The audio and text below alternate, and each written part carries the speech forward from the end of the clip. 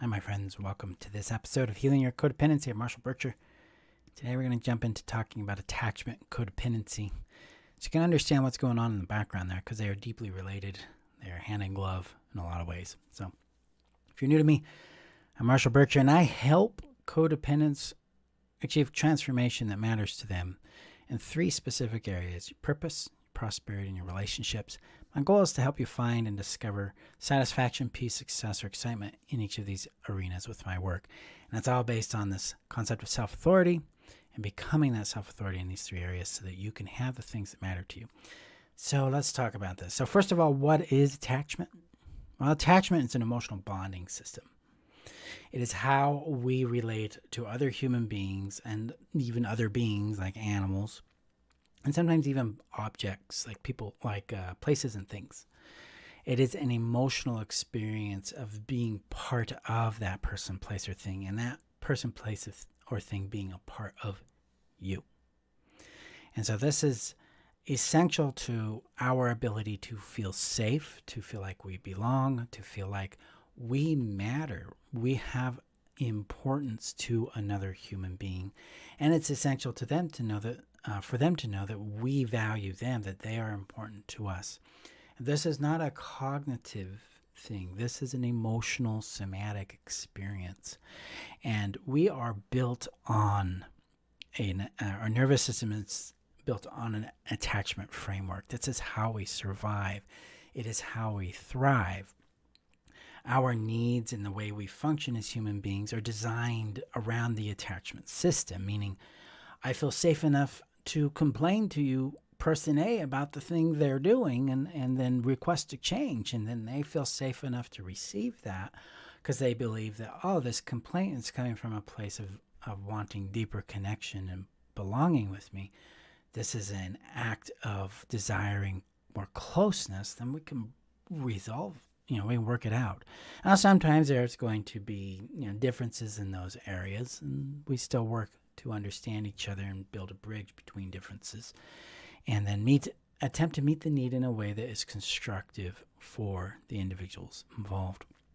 It's basically, attachment is the experience of, can I make a request and have it be received with at least warmth and consideration?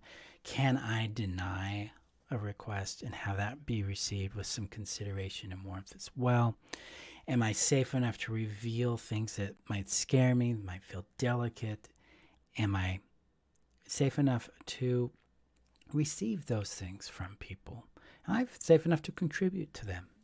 And am I safe enough to receive their contribution to me? So we're really looking at this as an interplay of energy and of contribution, of requests, and sometimes denials, sometimes limitations in that, and how that works for us between me and other people, you and other people, and all that. I like to simplify that's a complex experience, right? But I like to simplify it into basically, am I safe enough to be close? Am I safe enough to be separate and still belong, right? That's really what we're wrestling with. Is am I safe enough to be me? Am I safe enough to be with us?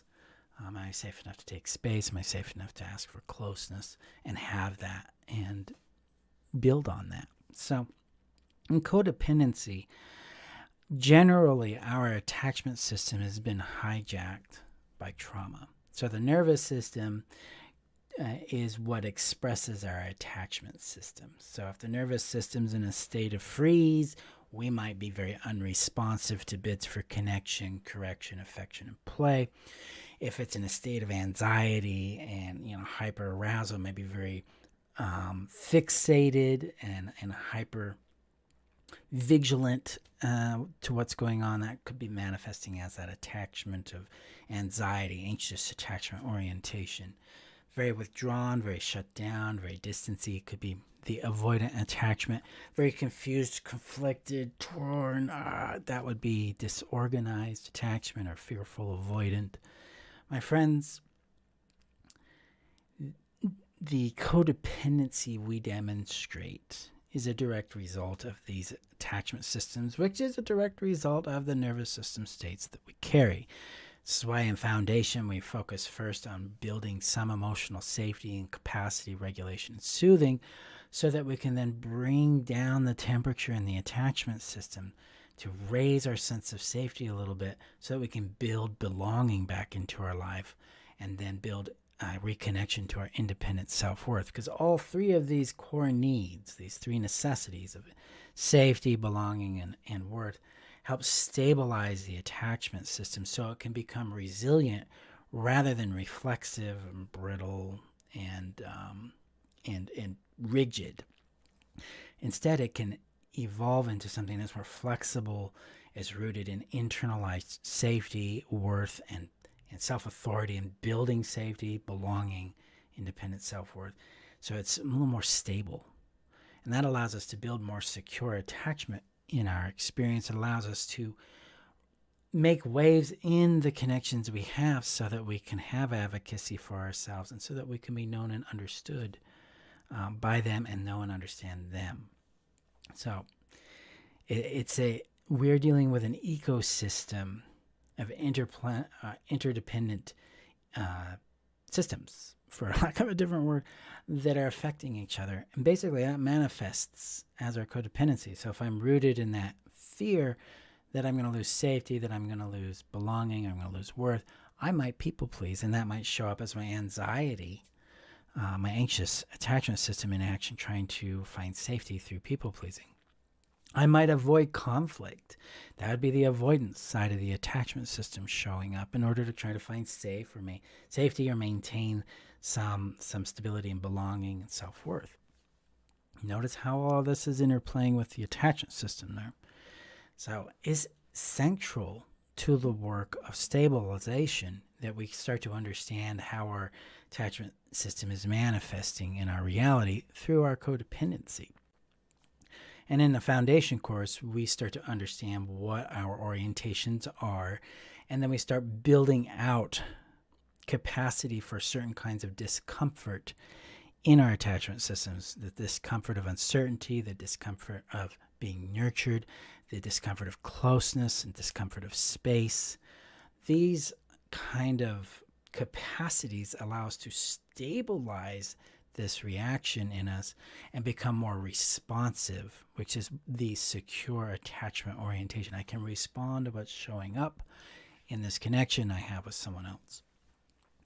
This lowers our sense of danger, raises our sense of safety, and allows us to really take on the work of our own self-authority, so we can define who we are, define our priorities, and then pursue them effectively. And basically that's knowing, loving, and being who you are. So my friends, the first step I invite you to explore in this work of attachment codependency is to find out what your attachment orientation actually is. I use Diane Pohl-Heller's work for attachment work. I've linked her assessment in the description below, or you can just Google her, Diane Pohl-Heller. She's got a really good assessment on the attachment orientations. And I call them orientations. Style is the common word, but the reason I use orientation and not style is because orientation conveys the proper message that we start out here. So I'm a disorganized, attached individual.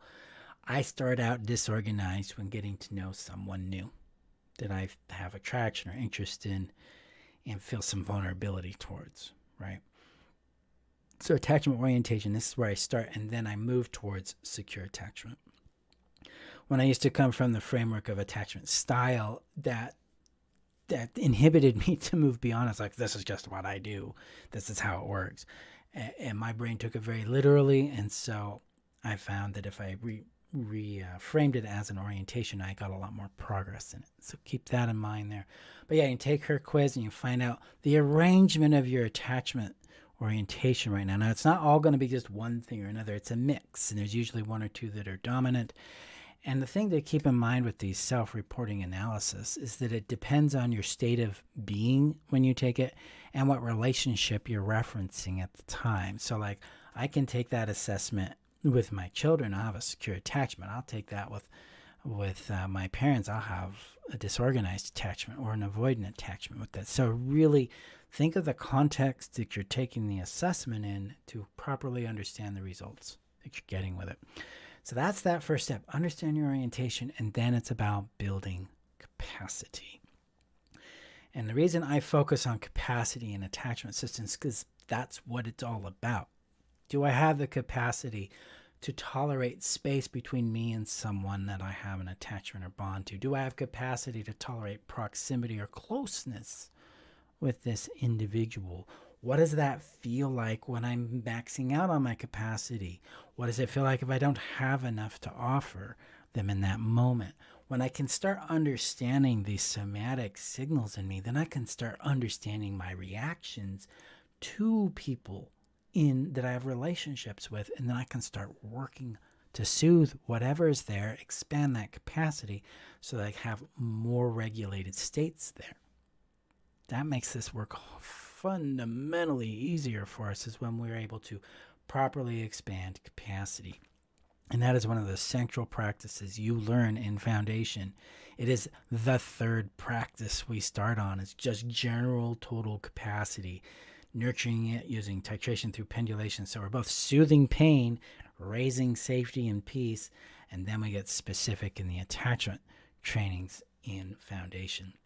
And later on in the Heal and Grow system, we actually work on healing the root conclusions that drive your avoidant, anxious, disorganized, attached orientations, so that you become more free of that constricted, confined energy that hasn't been processed. The more that energy can flow through you, the easier the attachment system functions, the more attuned you are to your own intuition and to your own sense of how someone fits with you and doesn't, the more aligned you become in you and your relationships. So, but we start out in Foundation right there. So, my friends, attachment's a big deal. It matters. I'm going to talk more about that. I'm going to be sharing a lot of the insights I'm gaining as I work on the avoidant side of the attachment spectrum in my world, and then more as I work on the anxious and the secure side as well. And so you can learn too, because I'm just on the same road you are. I'm just a few miles down, so I can give you some insights about what's coming and how to navigate that strange chicken, the screaming goat, and that fork in the road that comes up for you. So come join us in Foundation. We start March 2nd, and we're 15 weeks long. It'll be Sunday at 3 p.m. Mountain Time, and let's help build out that safety, that belonging, that self-worth that stabilizes that attachment, helps you expand into it so you can get more effective, more satisfying connections and relationships in your life. Okay. Details are below in the description. You can go to healyourcodependency.com to join. I look forward to seeing you there. Go kindly let me know your thoughts below. Hit subscribe if you're watching on YouTube, and share this out and hit the like button. And thank you again for being part of my community and part of this work of becoming the self-authority so that you can have the satisfaction you deserve in your prosperity, your purpose, and your relationships. I'll see you on our next episode. Bye-bye. Hey, thank you for listening to today's episode. Now, are you looking for additional guidance on how to exit your codependency and create a life that's satisfying for you?